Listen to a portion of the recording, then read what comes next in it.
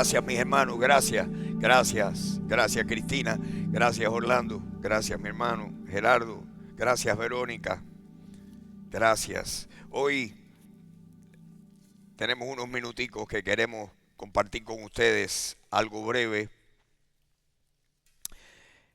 Siempre repasamos con lujo de detalles en Semana Santa lo que el Señor, los sufrimientos de Jesucristo, la pasión de nuestro Señor Jesucristo. La pasión de Jesucristo, mis hermanos, es mucho más que física.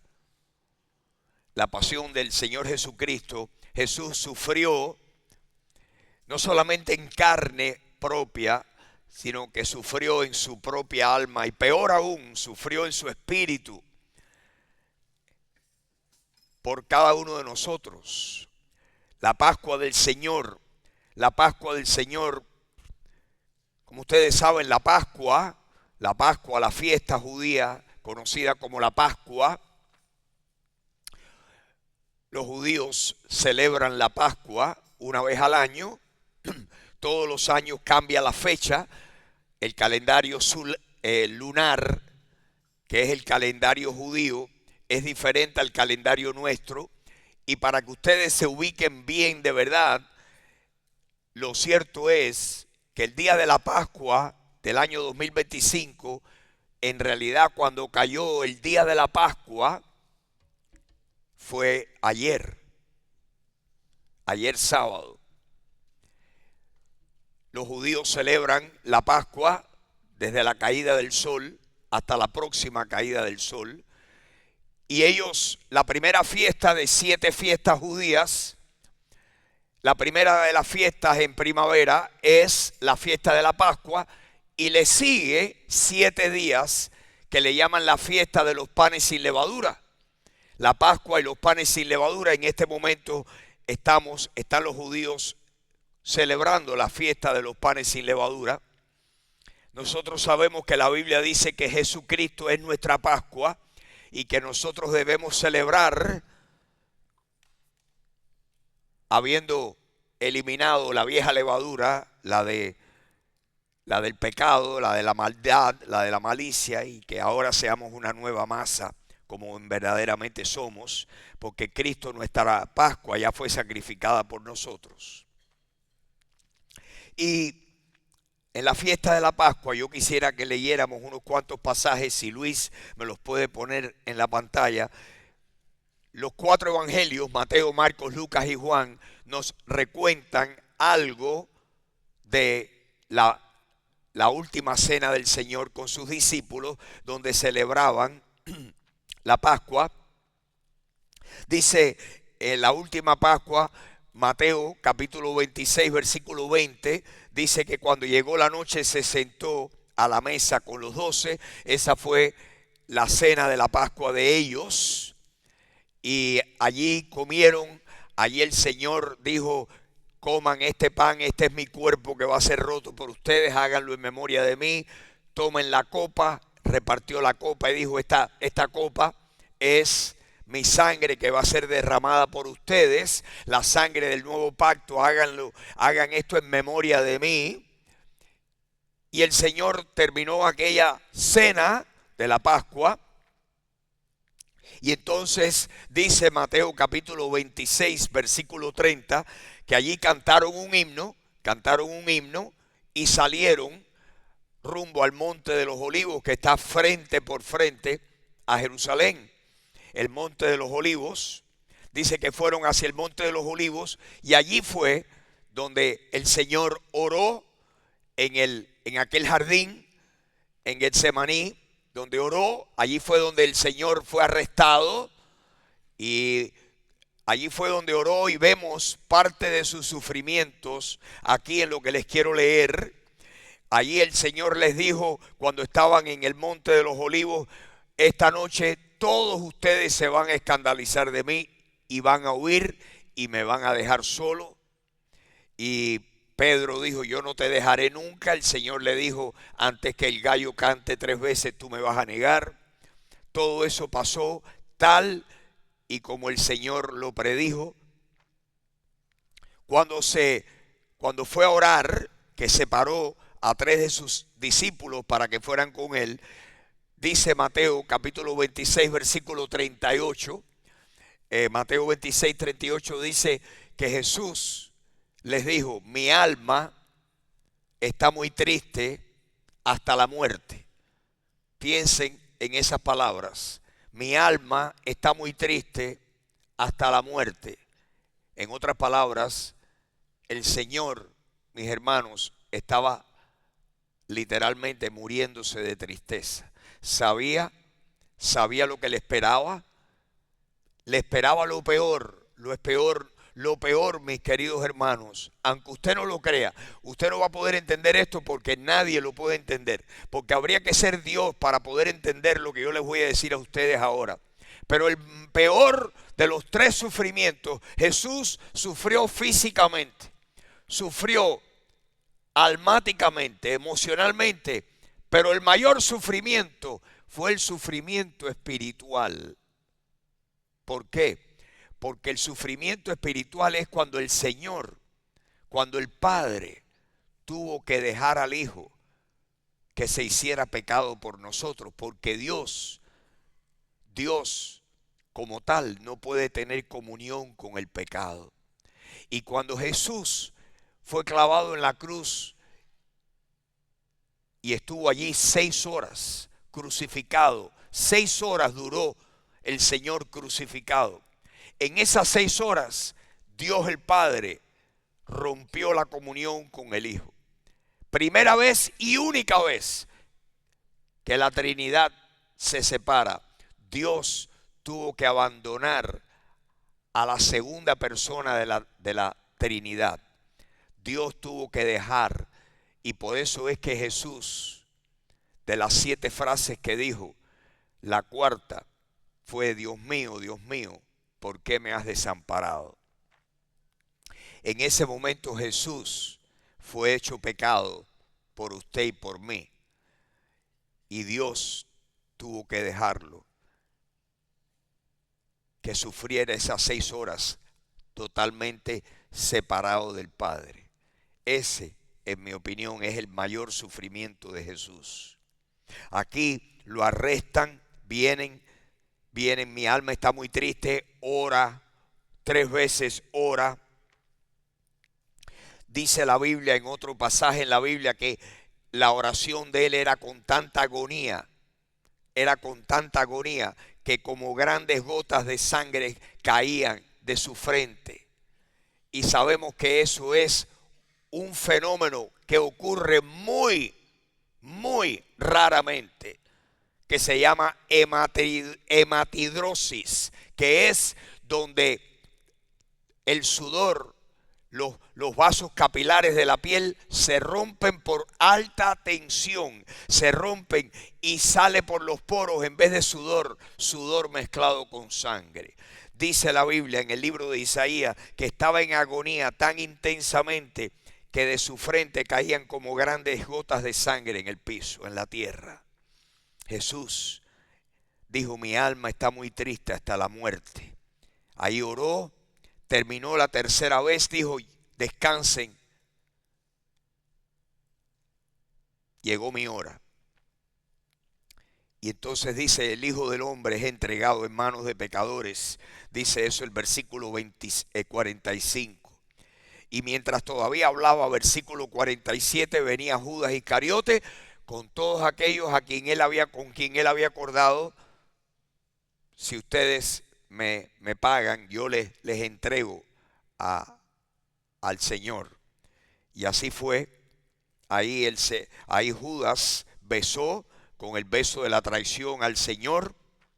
¿Y qué pasó? Acto seguido, todos sus discípulos, de miedo, vinieron y lo arrestaron. Vinieron los soldados, vinieron los sacerdotes, la élite religiosa, y se lo llevaron. Y dice que todos, versículo 56, todo esto sucede para que se cumplan las escrituras de los profetas. Entonces todos sus discípulos, dejándole, huyeron y lo abandonaron, y se quedó solo con aquella jauría, con aquella turba de hombres sedientos de sangre.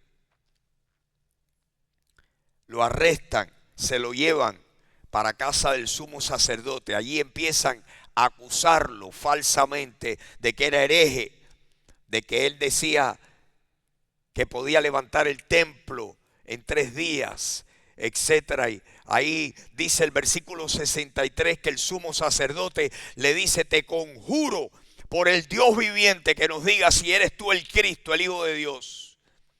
El Señor, versículo 64, le dice: tú lo has dicho, y además te digo que desde ahora verás al Hijo del Hombre sentado a la diestra del poder de Dios y viniendo en las nubes del cielo.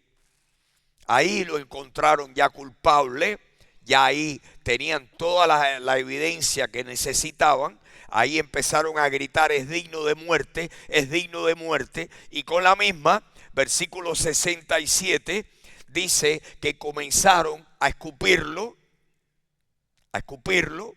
a darle puñetazos, a bofetearlo. Y ahí, pues el Señor estuvo. Dice que le arrancaron la barba, dice Isaías capítulo 50, me arrancaron la barba. Así que el Señor, esa noche estuvieron abusando de él toda la noche. Al amanecer ya convinieron en llevarle hacia las autoridades romanas, Poncio Pilato. Y dice en el capítulo 27, versículo 1, que venida la mañana, todos los principales sacerdotes y los ancianos del pueblo entraron en consejo contra Jesús para entregarle a muerte, y se lo llevaron atado y lo entregaron a Poncio Pilato, el gobernador. Como ustedes saben, Poncio Pilato no encontró culpa legal en contra del Imperio Romano. Pensaba que eran cuestiones religiosas, no tenían nada, no tenía Jesús nada donde fuera hallado culpable ante el imperio. Poncio Pilato trata de ponerlo en libertad, trata de abogar por él, pero los judíos lo obligaron, lo forzaron, lo manipularon para que él lo crucificara. Poncio Pilato trató de cambiarles a un prisionero que había sido acusado de asesinato, de una revuelta, y entregarles, poner en libertad a Jesús. Y ellos dijeron: no, suéltanos a Barrabás y crucifica a Jesús. Y Poncio Pilato, ante la presión de todas aquellas personas, dice el versículo 26 del capítulo 27, que entonces le soltó a Barrabás, y ahí comenzó a azotar a Jesús. Era parte del proceso. Antes de ser llevado a la cruz, lo amarraban en el patio de aquel sitio romano, lo amarraban en un tronco, y empezaban los soldados a flagelarlo, a azotarlo con el flagelo romano. Ahí pues le dieron todo tipo de latigazos al cuerpo, a la espalda, a los hombros, al cuello, a toda la parte del Señor de su cuerpo fue azotado, y acto seguido lo entregó para ser crucificado.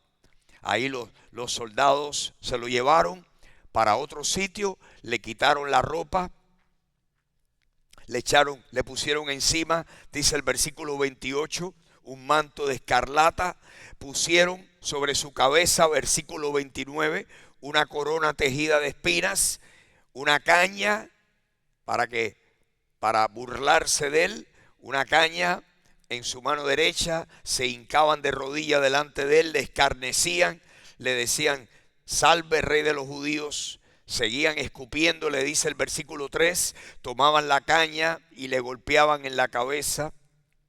Después de haber estado ahí todo ese rato, de haberle escarnecido, le quitaron el manto, le pusieron sus vestidos y lo llevaron para crucificarlo. Y sabemos que la crucifixión ocurrió a las 9 de la mañana, a la tercera hora del día, que eran las 9 de la mañana. y el Señor estuvo desde la tercera hora de la mañana hasta la novena hora de la tarde. Estuvo crucificado más o menos desde las 9 de la mañana hasta las 3 de la tarde. Dice el versículo 33 que cuando llegaron a un lugar llamado Gólgota, que significa lugar de la calavera, le dieron a beber vinagre mezclado con hiel, pero después de haberlo probado, no quiso beberlo. Versículo 35, le crucificaron, quiere decir que lo acostaron en el piso, tenían el tronco vertical y tenían el tronco horizontal, el patíbulo. Lo acostaron, le extendieron los brazos, le amarraron los brazos, le amarraron las piernas y entonces con clavos le traspasaron las manos, ambas manos, y le traspasaron los pies, y con la misma con cuerdas levantaron la tumba a él y a los otros dos ladrones ese día frente a aquel camino en las afueras de la ciudad de Jerusalén. En aquel camino, pues allí crucificaron a tres ese día, el Señor en medio de aquellos dos ladrones. Crucificaron al Señor y le pusieron el letrero. Versículo 37 dice que sobre su cabeza le pusieron la causa por la cual estaba crucificado, para que todo el que pasara, eso era lo que los romanos hacían, pues trataban de que las ejecuciones fueran públicas para que el pueblo temiera, para que le tuvieran miedo a la ley romana, y lo crucificaban en público para que la gente los viera sufrir y el temor mitigara el deseo de delinquir en contra del gobierno romano. Dice versículo 39 que los que pasaban le injuriaban por aquel camino, pasaban y le injuriaban, lo maldecían, hablaban mal de su contra, meneaban la cabeza y decían: tú que decías que tú podías levantar el templo, a ver, bájate de esa cruz, si tú eres el Hijo de Dios, desciende de la cruz, sálvate tú de la cruz. En fin, estuvieron vituperándolo, estuvieron desafiándolo, hablando todas las cosas, diciéndole a Dios que, versículo 43, que confiaba en Dios. Ahora Dios, si quiere, que lo libre, porque ha dicho: soy hijo de Dios. Todo eso pasó ahí, mis queridos hermanos, durante 6 horas, cerca de la hora novena, Jesús clamó a gran voz y dijo: Elí, Elí, versículo 46, lama sabactani. Esto es: Dios mío, ¿por qué me has desamparado? Aquí el Señor estaba sufriendo la separación del Padre. El sufrimiento espiritual de Jesús fue inmenso. No podemos imaginarlo porque nosotros no podemos percatarnos bien de lo que significa Dios el Hijo separado de Dios el Padre. No podemos, no tenemos la capacidad. Sí podemos entender cuánto sufrió físicamente. Sí podemos entender cuánto sufrió emocionalmente. Que su alma, que se estaba literalmente muriendo de tristeza. Pero su sufrimiento espiritual, el peor de todos, no lo podemos entender. Pero sí podemos aceptarlo por fe. Que al que no conoció pecado, dice 2 de Corintios 5:21, al que no conoció pecado, por nosotros Dios lo hizo pecado, para que nosotros fuésemos hechos justicia de Dios en él. En otras palabras, que Jesús compró tu salvación y la mía. Jesús pagó todos tus pecados y todos los míos. Jesús derramó su sangre, porque si no se derrama sangre inocente, no hay perdón. No hay remisión de pecados. Tu sangre y la mía es culpable. La razón que hasta el día de hoy lo que Jesús ha hecho por mí me golpea tanto es porque yo sé qué clase de persona yo soy y yo sé cuánto me ha perdonado el Señor. Yo estoy completamente consciente de mi pecaminosidad y yo espero que usted esté completamente consciente de la suya. Nadie se merece el perdón. La única razón que usted y yo podemos recibir perdón es porque Jesús derramó su sangre y tomó nuestro lugar y pagó el justo por los injustos a fin de que usted y yo pudiéramos ser conectados de nuevo con Dios. Jesús, el justo, murió por los injustos para llevarnos a Dios. Si no es porque Jesús, el justo, muere, ni tú ni yo tenemos, no importa lo que hagamos, lo que tratemos de hacer, cuánto batallemos, cuánto lloramos, nadie podría tocar a un Dios perfecto, santo, si no fuera porque Jesús ha tomado nuestros pecados y los ha pagado. No hay nada como la sangre de Jesús. Yo esta mañana, y espero que usted lo pueda hacer a la par conmigo, yo esta mañana puedo decir una vez más, pero completamente consciente, que me puede dar perdón. Solo de Jesús la sangre. ¿Qué me puede dar perdón a mí? Nada más que la sangre de mi Salvador Jesús. Yo espero que usted pueda decir eso. Si usted no lo puede decir de todo corazón, usted no es salvo. Si usted confía en cualquier cosa que no sea la sangre de Cristo, nada más, usted no está confiando en Jesucristo como su Salvador. Es únicamente la sangre de Jesús la que puede perdonar los pecados suyos y los pecados míos, que son muchos. Son muchos.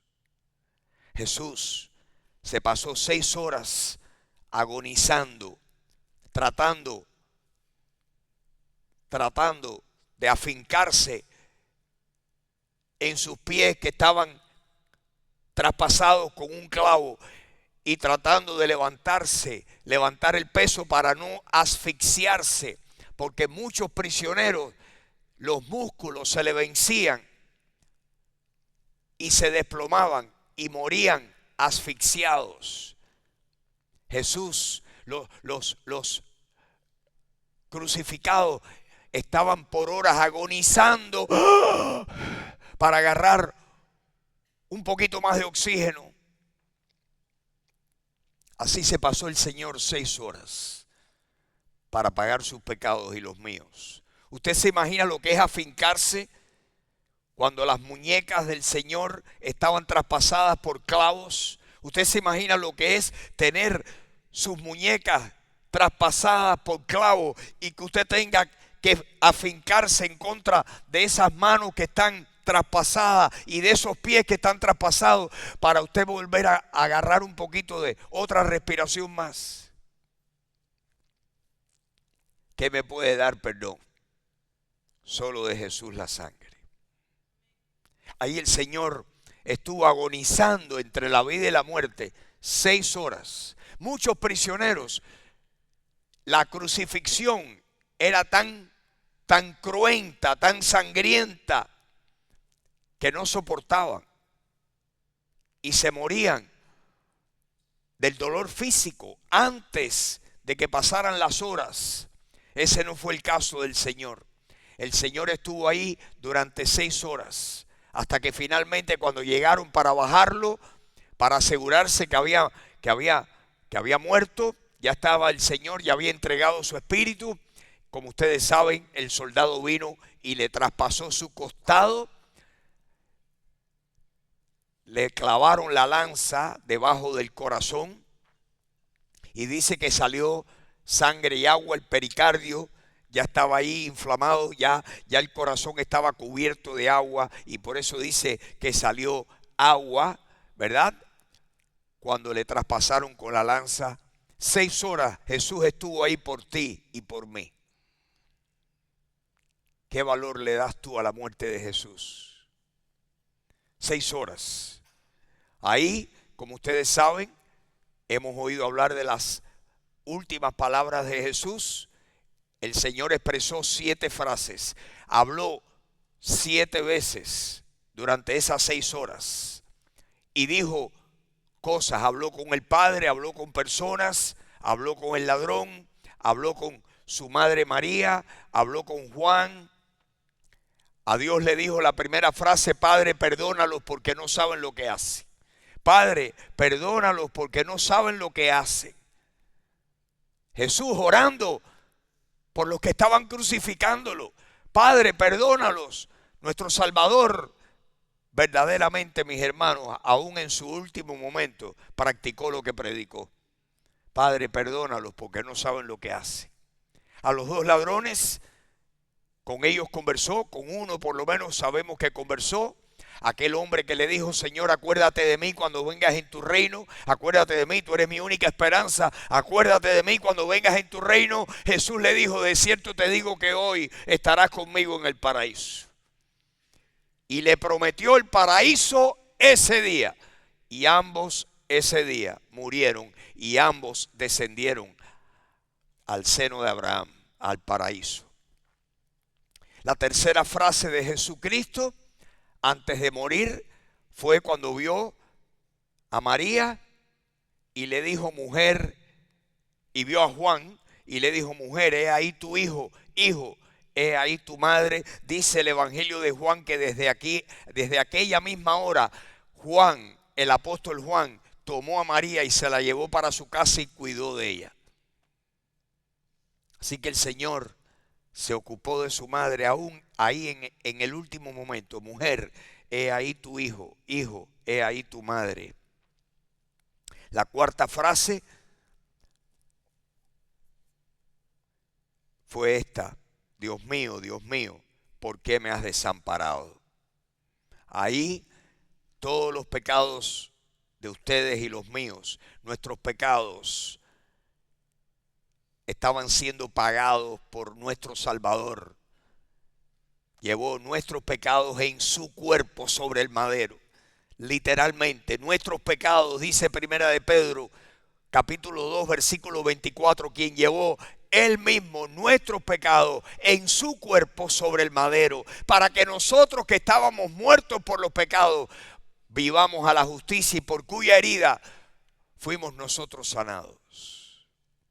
Jesús pagó nuestros pecados y el Padre lo dejó, y dejó que cargara los pecados de toda la humanidad.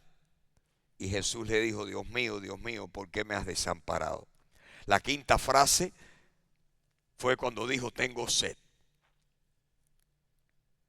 La sexta frase es muy especial porque dijo: consumado es, terminado está.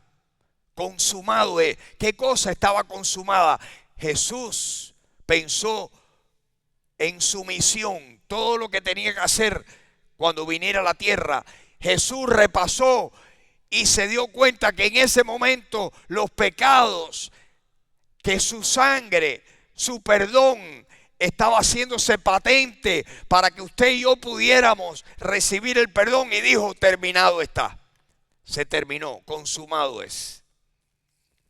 ¿No le da usted gracias a Dios de que el pago por sus pecados está consumado? De que no hay que hacer más nada, que usted no tiene que agregarle nada.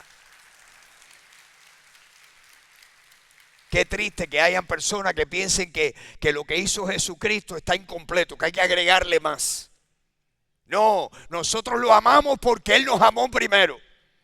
Nosotros le damos nuestras vidas porque Él dio la suya por nosotros primero.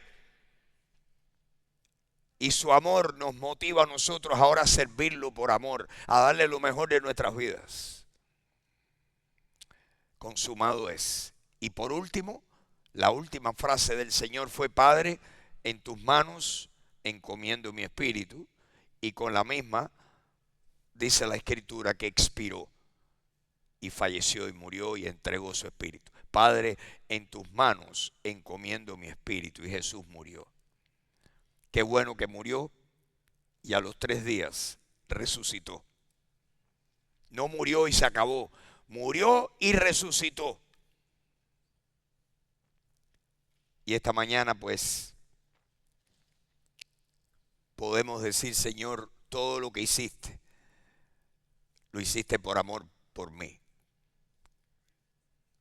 Saben que cuando yo bautizo a una persona, yo le pregunto, primero, dime tu nombre. La persona me dice su nombre y le hago varias preguntas. Yo quiero hacerte esas preguntas a ti, porque estas preguntas son lo que es la profesión de fe de una persona. Mi próxima pregunta a una persona que se va a bautizar en agua es, le vuelvo a repetir el nombre que me dio. ¿Cuál es tu nombre? Me da su nombre y le digo, ¿tú crees que Jesucristo es el Hijo de Dios? Respuesta es sí o no. Y yo quiero preguntarte a ti, ¿tú crees que Jesucristo es el Hijo de Dios? Número 2, ¿tú crees que murió en una cruz y pagó todos tus pecados? ¿Tú crees que Jesucristo es tu Salvador? Y le pregunto por último, ¿has recibido tú a Jesús como tu Salvador? ¿Sí o no? Y si yo te pregunto, ¿has recibido tú a Jesucristo como tu Salvador? ¿Sabes tú, tienes la completa seguridad en este momento de que Él es tu Salvador? Yo la tengo. Yo recuerdo el día que lo hice. Entonces, en base a esa profesión de fe, una persona ha creído de todo corazón y podemos bautizarle en el nombre del Padre, del Hijo y del Espíritu Santo. Pero esta mañana, esas preguntas son muy vigentes, son muy importantes para ti. Porque no son preguntas superficiales, son preguntas que tienen tremendo significado. ¿Tú crees de verdad que Jesucristo es el Hijo de Dios? ¿Tú lo crees de verdad? ¿Tú crees de verdad a fondo de que Jesucristo derramó su sangre para pagar por todos tus pecados? ¿Has recibido tú a Jesucristo como tu único y suficiente Salvador? Una respuesta afirmativa a esas tres preguntas. Si la respuesta es verdaderamente sincera de tu parte, tú puedes decir, yo sé que yo soy hijo de Dios porque Jesucristo es mi Salvador. Y tus pecados están perdonados. Y tú has recibido vida eterna. Porque Jesús dijo, el que cree en mí tiene vida eterna. Jesús dijo, el que oye mi palabra y cree al que me envió, el que oye mi palabra y cree al que me envió, tiene vida eterna y no vendrá condenación, mas ha pasado de muerte a vida. ¿Has pasado tú de muerte a vida? ¿Estás tú espiritualmente vivo? ¿Está tu espíritu vivo en este momento? Puede estarlo si tú en este momento dices, Jesús, yo te recibo como mi Salvador, dame vida. Yo no la tengo, pero dámela. Hoy puede ser el primer día de tu eternidad. Hoy puedes recibir la vida eterna. No es cuestión de ser religioso, no es cuestión de estar aquí, no es cuestión de ir a una iglesia para cumplir con Dios. Todas esas cosas son buenas, pero no te salvan. Lo único que te salva es que tú le digas, Jesús, Jesús, mi salvación, mi perdón depende de una sola cosa, y es que tu sangre me haya lavado de todos mis pecados. Amén. Amén, Señor. Yo recuerdo el día que Jesús me lavó de mis pecados. No es que dejé de ser pecador, pero es que ese día su sangre me perdonó todos mis pecados, porque yo creí en Él de todo corazón. Mi oración es que tú también seas un pecador perdonado. Amén. Vamos a tener un momento de oración. Les voy a pedir que se pongan de pie y vamos a orar. Y Señor, esta mañana, ¿qué canción te cantamos, Señor? Preciosa sangre que mi vida salvó. Preciosa sangre que me perdonó. Hay poder en tu sangre. Hay poder en tu sangre, Señor. ¿Qué me puede dar perdón? Solamente tu sangre me puede perdonar mis pecados. Y Señor, yo te pido que no haya una persona aquí que no esté 100% convencida de que es tu sangre la que lo ha limpiado. Que si ahora me encuentro con esa persona, con cualquiera aquí, al terminar este servicio y le pregunto, fulana, fulano, la sangre de Jesucristo te ha limpiado de todos tus pecados, y que toda persona que esté aquí presente en este momento pueda decir, sí, sí. ¿Por qué? Porque yo lo he creído de todo corazón. Señor, yo te pido que tu sangre, si no lo ha hecho ya, que limpie y le dé perdón a cada pecador que está aquí en compañía mía. Y Señor, esta mañana tu amor por mí me derrite el corazón para yo querer de nuevo redoblar mi fuerza y decir, Señor, te quiero amar más. Amarte solo a ti. Señor, quiero amarte más. Señor, queremos amarte más. ¿Quieres tú, mi querido amigo, mi querido hermano, quieres tú amarlo más? No para ganarte el amor de Él, sino porque ya lo tienes. El amor que le damos al Señor es porque Él nos amó primero. No es que Él nos ama segundo, es que Él te ama primero. Y el amor de Él te motiva a ti y me motiva a mí a amarlo más. Dios ha sido tan bueno, tan misericordioso. Ha tenido tanta misericordia y tanta gracia que su amor me motiva a darle lo mejor de mi vida. Señor, en esta mañana queremos darte más. Señor, no te hemos dado todo lo que tú te mereces. Quiero darte más. Señor, ayúdame, ayúdame. Señor, a limpiar mis pensamientos. Ayúdame a no distraerme. Señor, a darte lo mejor de mi vida. Internamente y externamente. Ayúdame y ayuda a mis hermanos aquí a hacer lo mismo, Señor. Te pido que la iglesia, Señor, no sea un lugar donde simplemente ponchamos una tarjeta y cumplimos con un deber. Que este sea el lugar donde estamos aquí porque queremos amarte más, queremos crecer en ti, queremos crecer en fe, queremos crecer en la palabra. Y Señor, te damos tantas gracias. Te pido que en esta Semana Santa, Señor, que en esta Semana Santa pensemos mucho en ti. Que hagamos como esa canción que hemos oído tantas veces. Solo pienso en ti y en esa cruz. Solo pienso en ti. Y quiero que pensar en ti me ayude a darte lo mejor de mí. Te pido que hagas eso con cada uno de nosotros aquí esta mañana.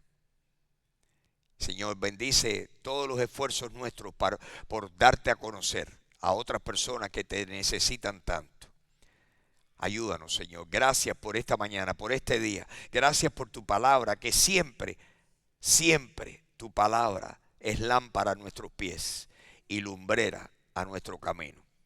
Hoy te bendecimos y te damos gracias. ¿Cuántos le dan gracias a Dios por su palabra?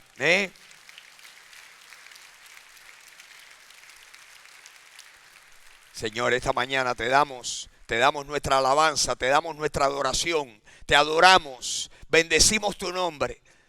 Decimos que Dios ha sido muy bueno. Dios ha sido muy bueno, su bondad para con nosotros ha sido mucha. Y Señor, hoy te pedimos una vez más que tú bendigas a la familia Barahona, fortalécelos, consuélalos, porque tú eres el Dios que dijiste, que tú eres el Padre de toda consolación, que tú nos puedes consolar a nosotros para que nosotros en otro momento podamos consolar a otros que necesiten el consuelo tuyo. Te pedimos que tú los consueles. Y te pedimos que tú sanes a aquellos que tienen necesidad de que tú toques sus cuerpos en el nombre de Jesús y que tú los sanes. Te lo pedimos, Señor. Y te damos gracias. Te damos gracias. Te lo pedimos todo en el nombre de Jesucristo. Amén. Amén, mis hermanos. Amén. Amén. Amén. Mis hermanos, muchas gracias por estar aquí. Que Dios les bendiga. Que tengan una feliz semana. No se olviden los que se van a bautizar el miércoles por la noche. Muy buenos días.